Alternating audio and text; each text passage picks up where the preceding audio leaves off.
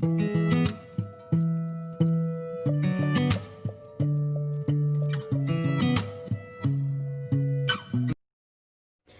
saya Ainur Rahmawati, NIM 233. Di sini saya akan menerangkan tentang sistem moneter. Sistem moneter adalah proses mengatur persediaan uang sebuah negara untuk mencapai tujuan tertentu, seperti menahan inflasi, mencapai pekerjaan penuh, atau lebih sejahtera. Yang termasuk dalam sistem moneter adalah bank-bank atau lembaga-lembaga yang ikut menciptakan uang viral. Di Indonesia yang dapat digolongkan ke dalam sistem moneter adalah otoritas moneter, yaitu Bank Indonesia dan bank-bank pencipta uang viral. Fungsi utama sistem moneter. Yang pertama, menyelenggarakan mekanisme lalu lintas pembayaran yang efisien sehingga mekanisme tersebut dapat dilakukan secara cepat, akurat, dan dengan biaya yang relatif kecil. Kedua, melakukan fungsi intermediasi guna mempercepat pertumbuhan ekonomi. Yang ketiga, menjaga kestabilan tingkat bunga melalui pelaksanaan kebijakan moneter. Jenis-jenis sistem moneter. Yang pertama, kebijakan moneter kuantitatif, yaitu terdiri dari 1. Diskon policy, yang kedua open market policy, yang ketiga cash reserve ratio. Yang kedua, kebijakan moneter kualitatif. 1. Plafon credit policy, yang kedua moral persuasion policy. Bank Indonesia memiliki visi dan misi, yakni 1. Mencapai stabilitas nilai rupiah, 2. Mendorong sistem keuangan nasional bekerja secara efektif dan efisien, 3. Mewujudkan sistem pembayaran yang aman, efisien, dan lancar yang berkontribusi terhadap perekonomian, 4. Meningkatkan dan memelihara organisasi dan SDM Bank Indonesia yang menjunjung tinggi nilai-nilai strategis dan berbasis kinerja. Status dan kedudukan, yakni lembaga negara yang independen sebagai badan hukum. Tujuan dan tugas. Bank Indonesia mempunyai satu tujuan tunggal, yaitu mencapai dan memelihara kestabilan nilai rupiah. Kestabilan nilai rupiah ini mengandung dua aspek, yaitu kestabilan nilai mata uang terhadap barang dan jasa, serta kestabilan terhadap mata uang negara lain.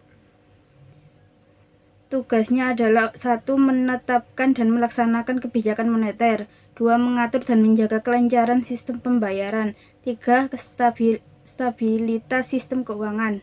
Lembaga keuangan. Bank adalah badan usaha yang menghimpun dana dari masyarakat dalam bentuk simpanan dan menyalurkan kepada masyarakat dalam bentuk kredit dan atau bentuk-bentuk lainnya dalam rangka meningkatkan taraf hidup rakyat banyak. Secara umum bank dibagi menjadi 4, yakni bank sentral, bank umum, BPR, bank syariah. Dari segi kepemilikan, yakni pertama bank pemerintah, yang kedua bank pemerintah daerah, yang ketiga bank swasta, yang keempat bank asing.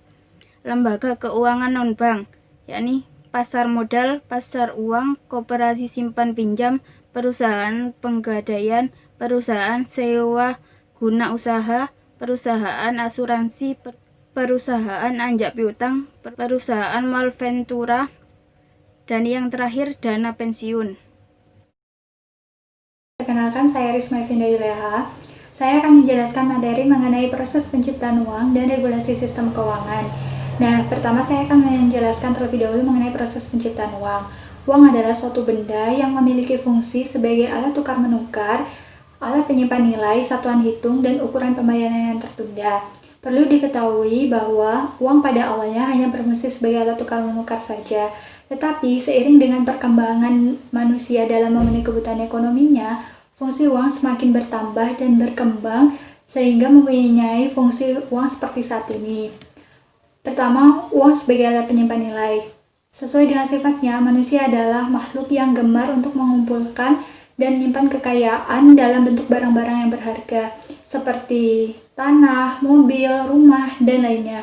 Nah, walaupun kekayaan yang disimpan beragam bentuknya, tidak dapat dipungkiri bahwa uang merupakan salah satu pilihan untuk menyimpan kekayaan tersebut. Kedua, yaitu uang sebagai satuan hitung. Apabila tidak ada satuan hitung yang diperankan oleh uang, maka dapat dibayangkan kesulitan yang dilakukan dalam penilaian terhadap suatu barang. Nah, dengan adanya uang, tukar-menukar dan penilaian terhadap suatu barang akan jauh lebih mudah. Selain itu, pertukaran antara dua barang yang berbeda secara fisik juga dapat dilakukan. Ketiga, uang sebagai ukuran pembayaran yang tertunda. Nah, fungsi ini berkaitan dengan pinjam-meminjam. Lebih masuk akal untuk meminjamkan uang sebesar 1 juta rupiah dalam kurun waktu 5 tahun daripada meminjamkan 1 ekor kambing dalam waktu 5 tahun juga. Mengapa demikian? Karena keadaan kambing yang semula dengan keadaan kambing di masa yang akan datang, 5 tahun yang akan datang, itu tentu akan berbeda. Nah, kemudian mekanisme penciptaan uang. Berdasarkan pengelompokan peranannya, secara umum dikenal 3 pelaku utama, yaitu pertama ada otoritas moneter, kedua ada bank umum, dan ketiga ada masyarakat. Nah, ketiga pelaku tersebut berinteraksi sedemikian rupa sehingga penyediaan uang yang dilakukan oleh otoritas moneter dan bank sesuai dengan kebutuhan masyarakat akan uang tersebut. Pertama, otoritas moneter menciptakan uang kartal, sementara bank umum menciptakan uang giral dan uang kuasi, sedangkan masyarakat akan menggunakan uang yang diciptakan oleh otoritas moneter dan bank umum untuk melaksanakan kegiatan ekonomi. Penciptaan uang primer oleh otoritas moneter. Bank sentral mempunyai wewenang untuk mengeluarkan dan mengedarkan uang kartal yang berupa uang kertas dan uang logam. Selain itu juga menerima simpanan giro bank umum. Nah, uang kartal dan simpanan giro bank umum yang ada di bank sentral disebut sebagai uang primer atau uang inti karena jenis uang ini merupakan inti dalam proses penciptaan uang yang beredar seperti uang kartal, uang giral, dan uang kuasi. Uang kartal adalah uang primer, tetapi tidak semua uang primer adalah uang kartal. Selanjutnya yaitu penciptaan uang oleh bank umum. Bank umum memiliki kedudukan yang khusus dalam sistem moneter karena bank umum mempunyai kemampuan untuk menciptakan uang dalam bentuk uang giral dan uang kuasi. Nah, penciptaan uang giral dan uang kuasi memiliki 3 cara atau 3 proses. Pertama ada substitusi, kedua ada transformasi, ketiga ada pemberian kredit. Pertama ada substitusi, yaitu di mana seseorang dapat menyetorkan uangnya atau uang kuartal ke bank umum untuk dimasukkan ke dalam simpanan giro, simpanan tabungan, atau sebagai deposito. Nah, kemudian ada transformasi. Nah, melalui proses transformasi ini, bank umum dapat membeli surat-surat berharga yang kemudian membukukan surat berharga yang dibeli ke dalam simpanan giro atas nama yang bersangkutan.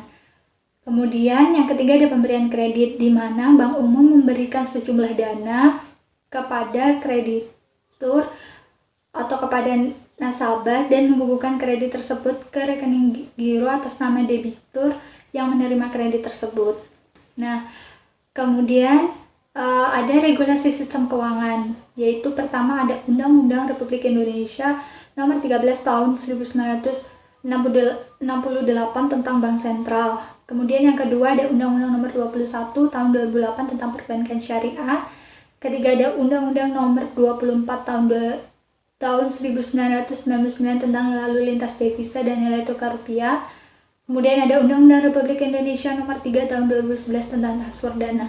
Nah, untuk regulasi sistem keuangan yang lainnya bisa dilihat di laman website Bank Indonesia. Selanjutnya ada regulasi baru sistem keuangan yang berkaitan dengan adanya COVID-19. Pertama, POJK Nomor 14 Tahun 2020 tentang kebijakan kontrasilikal dampak penyebaran coronavirus disease 2019. Nah, kebijakan ini memuat ketentuan mengenai pemberian restrukturisasi pembiayaan bagi debitur yang terkena dampak COVID-19. Kemudian yang kedua ada POJK Nomor 16 Tahun 2020 tentang pelaksanaan rapat umum pemegang saham perusahaan terbuka secara elektronik. Nah, hal ini berkaitan dengan mengatur proses pengambilan keputusan bisnis korporasi yang cepat dan tepat dalam penyelenggaraan RUPS perusahaan terbuka melalui media telekonferensi. Kemudian yang ketiga ada OJK Nomor 18 Tahun 2020 tentang perintah tertulis untuk penanganan permasalahan bank. POJK mengamanatkan OJK untuk mengambil langkah-langkah yang diperlukan untuk menjaga stabilitas sistem keuangan khususnya di sektor perbankan di tengah ancaman pelemahan ekonomi sebagai dampak penyebaran pandemi COVID-19. Nama saya Khalid Mais Ibrahim, NIM-nya 231. Saya ingin menyampaikan mengenai kebijakan moneter yang ada di Indonesia. Ya, yang pertama, kebijakan moneter sendiri. Kebijakan moneter ini memiliki arti kebijakan otoritas bank sentral dalam bentuk pengendalian besar-besaran moneter untuk mencapai perkembangan kegiatan perekonomian yang diinginkan. Nah, yang dimaksud perekonomian yang diinginkan ini yaitu stabilitas ekonomi makro seperti stabilitas harga, rendahnya inflasi, membaiknya perkembangan output real, dan luasnya lapangan pekerjaan. Selanjutnya yaitu ada dua jenis kebijakan moneter. Yang pertama yaitu kebijakan moneter ekspansif dan yang kedua kebijakan moneter kontraktif. Kebijakan moneter ekspansif merupakan kebijakan moneter yang ditujukan untuk mendorong kegiatan ekonomi, yang antara lain dilakukan melalui jumlah uang yang beredar ditetapkan pada saat resesi. Sementara kebijakan moneter kontraktif merupakan kebijakan moneter yang ditujukan untuk memperlambat kegiatan ekonomi, yang antara lain dilakukan untuk penurunan jumlah uang yang beredar.